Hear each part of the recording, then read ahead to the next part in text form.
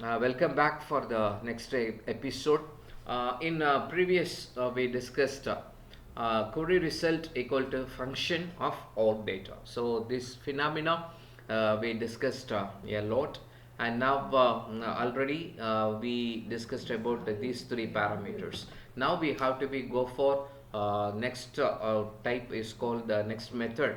It is called that is the Lambda architecture. This Lambda architecture specifically designed to handle big data analytics. The traditional system, they are having client server architecture. There we know ASP, JSP, and then MongoDB for that no SQL, and then Maven, Hibernate, and these are all so many tools we know to handle these kind of client server architecture, and then so structured based database management system. But this Lambda architecture, it's having a certain different. So here we are seeing three varieties of that layer. So the basic and then the primary layer is called that is that batch layer. So the name says about itself. The every sets of the data that has been grouped as the batch by batch.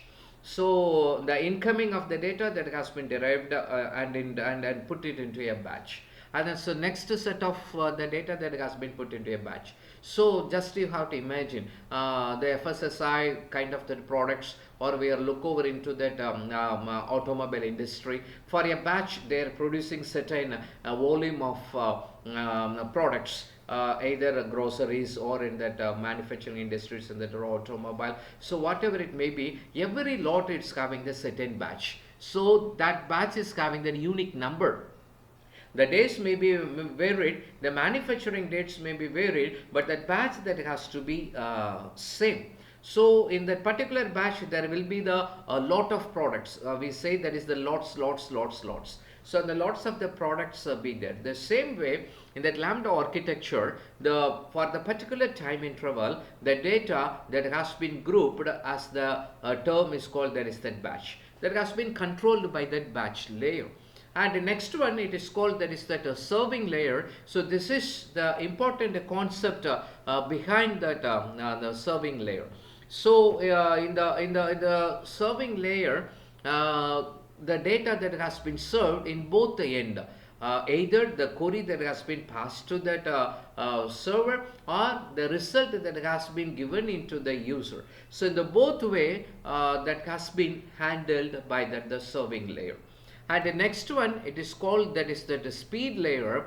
Now why we need that is the speed layer means sometimes we may receive a certain huge volume of the data. In that moment, the batch layer cannot able to handle that much of huge volume of the data. So in that moment, the speed layer take over of the delivering of the data, take over the control of the delivering of the data, and then it's make the purpose. And laterwards, the batch layer, it's worked on that the pending task, and then so pending data sets, and creates that batches for the particular data slots or the particular data loads. So the speed layer performing the no delay service in between end users, or in between the source and then so end users. So just think about the live cricket match in that Hotstar, or in that Disney, or that any live show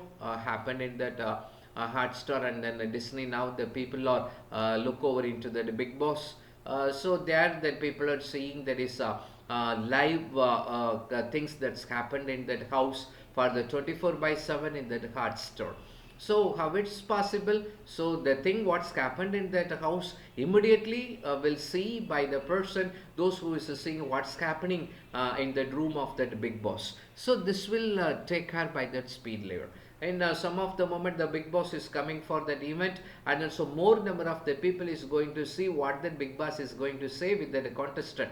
So certain lakhs and crores of the people that is look over into the hard store. So for that these crores of the people, the talks of what that big boss is saying, that has to be delivered. So it's possible only through by that speed layer. So this Lambda architecture having implementing this big data handling by these three parameters: a batch layer, serving layer, and speed layer.